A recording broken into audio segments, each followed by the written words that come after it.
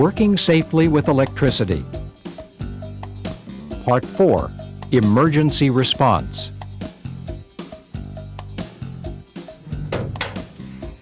In the last program, you looked at how ground fault protection circuits are designed to prevent injury.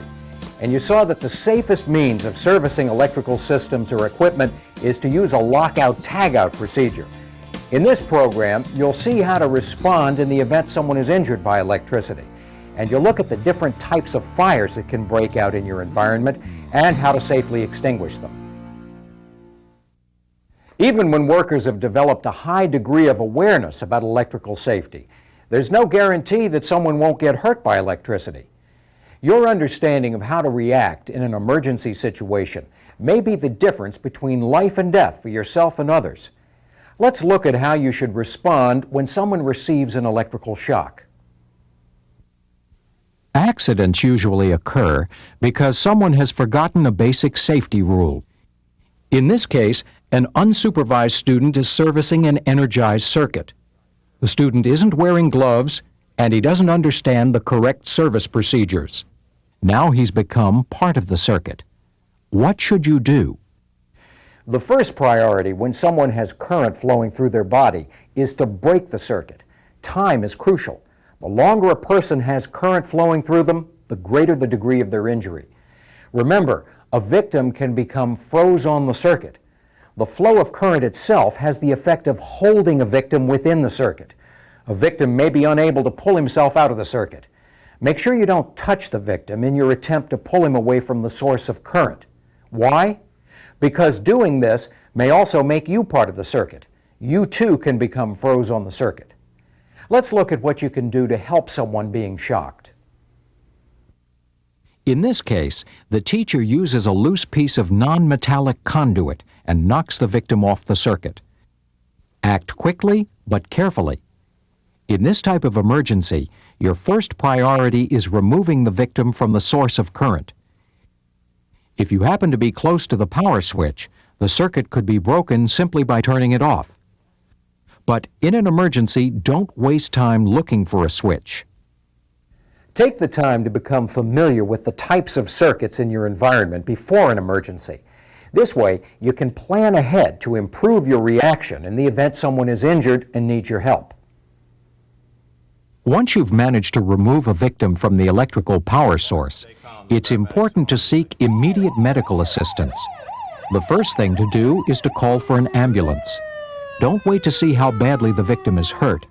You may not be qualified or equipped to provide treatment, and any delay in the arrival of professional help could be costly to the injured person. When someone receives a serious electrical shock, always seek immediate professional medical assistance. What happened? He was working on a panel and got hit by 240 volts, and I had to knock him off. Just relax. Okay. Where are you hurting right now? Okay. Can you get his belt off for me? You hurt anywhere else at all? No. You having any trouble breathing? Okay.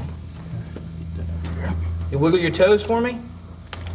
That's good. He's got good motor response. Okay. We're just going to hold on your neck here just in case you hurt it by mistake. Take your safety glasses off. We're just going to give you a little oxygen here.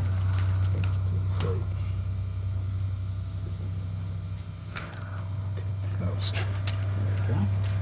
He's got radial pulses. Mm-hmm.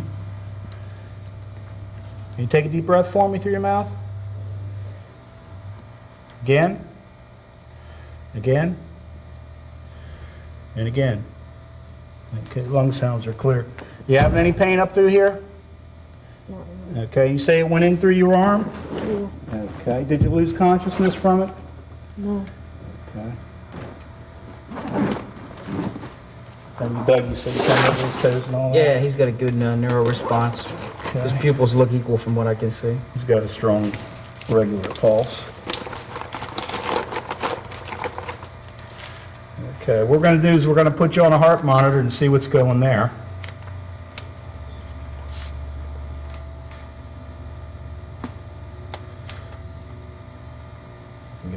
It's hooked here.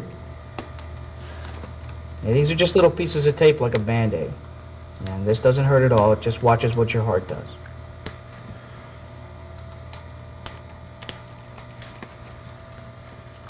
Okay. BLS crew ought to be here soon. You feel any tingling anywhere? Fingers. In your fingers, both sides, or just the one arm that got hurt? Just one. Okay.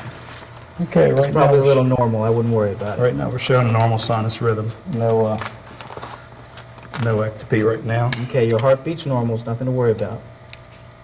All right, we're going to take your blood pressure now. You're going to feel this cuff inflate around your arm. It's just going to squeeze a little bit. It's not going to hurt.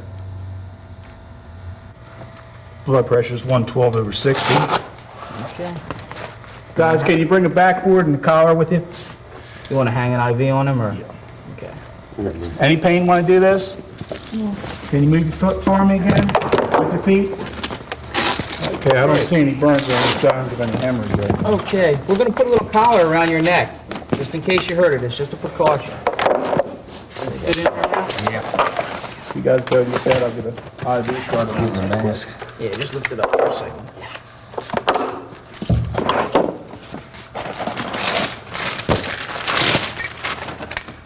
All right, we need to start an IV on you now. What we're going to do is we're going to put a little needle into your vein. There's some fluid that goes into your vein. And this is going to pinch a little bit, but it's not going to hurt that much. And this is just in case your blood pressure drops. It's nothing to worry about. It's all precaution. All over with. That's the worst of it. In some cases, the victim may not recognize the severity of their injuries. If this happens, try to explain the necessity of medical evaluation and the value of prompt diagnosis. Okay. Also, try to keep the victim still until medical attention is available. All right, now what we're going to do is we're going to roll you over on your left side. We're going to put a board behind your back. And this is all, like I said, just a precaution.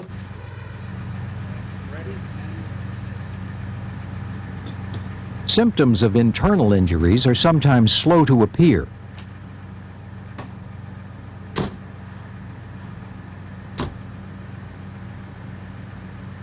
The only way to verify the extent of injury is through a thorough medical examination.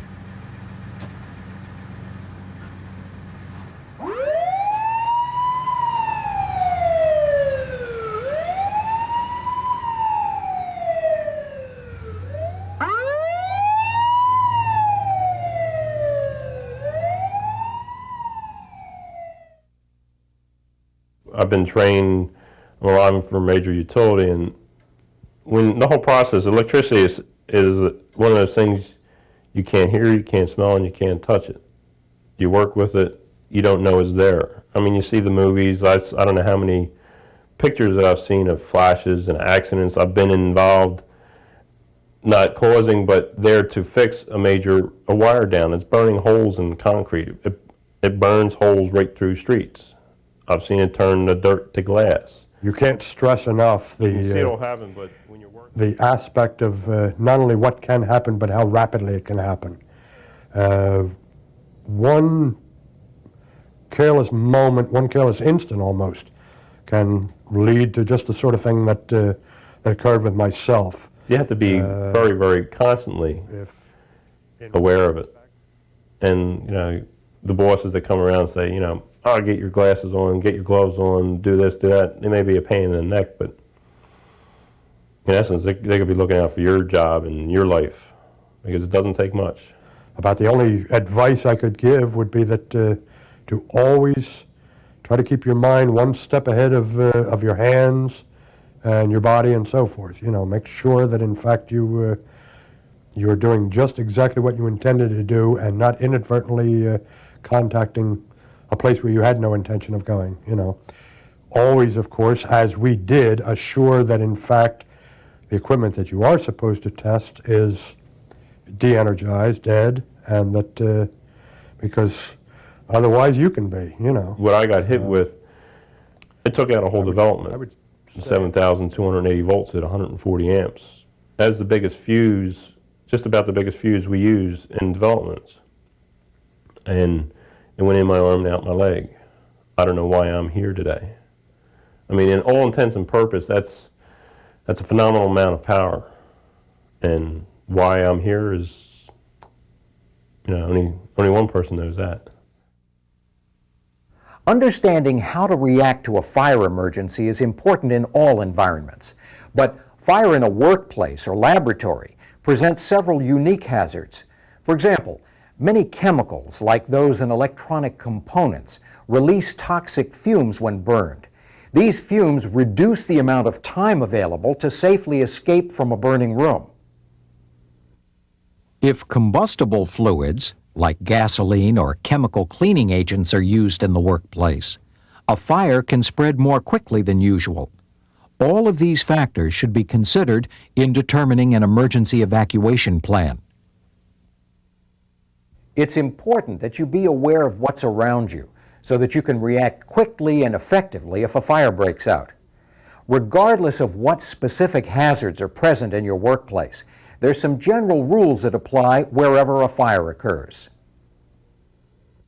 First, learn where the closest exits are located, and if these exits are ever locked. Never use an elevator in an emergency. Since elevators require power to operate, a loss of power can turn an elevator into a trap. Try to maintain a hurried but not panicked pace of exit. In many fire emergencies, more people have been injured by a frantic exit than by the fire itself. In general, you should know your building's fire exit plan and, in an emergency, execute it calmly. Some small fires can be extinguished before evacuation becomes necessary. But be careful. Before you try to put out a fire, make sure you know what type of fire is burning and how that fire is best put out. Using the wrong type of extinguisher can make a fire worse. To help clarify appropriate firefighting techniques, fire safety experts have developed a system of classifying fires according to what type of fire is burning. Let's look at the 4 types of fires and how each should be extinguished. A Type A fire is a fire that burns paper, wood, or cloth. An extinguisher used to fight this type of fire should have the correct symbol, the letter A inside a green triangle. A Type B fire burns oil, gas, or paint thinner. The appropriate extinguisher for a Type B fire should be labeled with a red square with the letter B inside. Type C fires are electrical fires. Any work environment with electrical equipment should have a Type C extinguisher available. The symbol for a Type C extinguisher is the letter C inside a blue circle. Check extinguishers for this symbol. Type D fires burn metals like zinc, magnesium, or titanium. A Type D extinguisher is labeled with the letter D inside a yellow star. Study these symbols and make sure the type of extinguisher you're likely to need in an emergency is available and ready to use. The time to look for an extinguisher is before a fire breaks out. Some extinguishers can be used to fight a combination of fires. For example, this extinguisher can be used to fight Type A, Type B, and Type C fires. This makes it ideal for many work environments. One important rule about fighting fires around electrical equipment is that water should never be used to put out a fire near electricity. The danger of electrocution from standing in water while fighting a fire means that water extinguishers should never be located in a room with electrical equipment. Knowing how to put out the various types of fires isn't helpful if the appropriate extinguishers aren't available. For that reason, availability and placement of extinguishers should be determined by need. A water extinguisher will do the job in most home environments, except in the case of an electrical fire. But in the workplace, a dry chemical extinguisher is probably a better idea. Make sure your environment has available the type of extinguisher you're likely to need in the event of a fire emergency. Now, let's review the key segments of this program. 1. The first priority when someone is being shocked is to break the circuit, but never touch a person who has current flowing through them. 2. A victim of electrical shock requires immediate medical attention. Call for an ambulance immediately. 3.